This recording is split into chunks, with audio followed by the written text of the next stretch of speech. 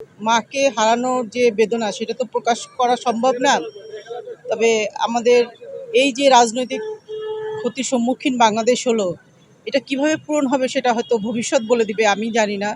তবে এই গণহত্যাকারী খুনি হাসিনার নির্যাতনে ক্ষত হতে হতে আজ তার জীবনের অবসান হলো।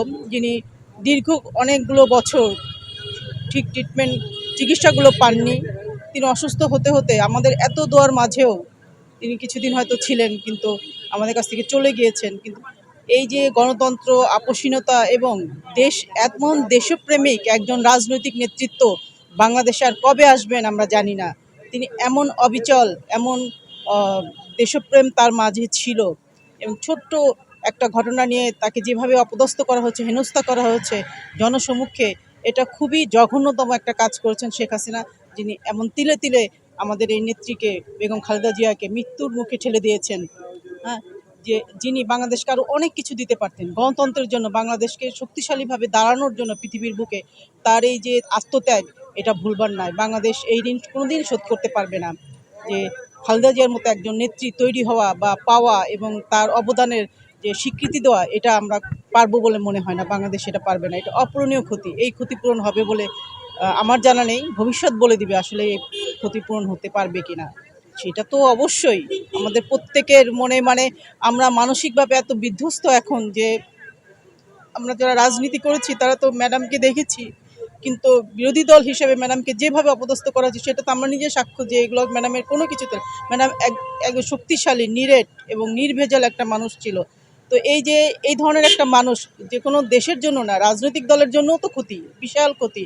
যে বিএনপির মতো একটি জনবান্ধব দেশ, বাংলাদেশপন্থী একটা দল, বাংলাদেশ জাতীয়তাবাদী দল, সেই দলের যে আজ যিনি কর্ণধার ছিলেন তিনি চলে গেলেন আমাদের ছেড়ে, সেটা অবশ্যই বিএনপির জন্য অনেক অনেক অনেক অপূরণীয় ক্ষতি, সেই ক্ষতি।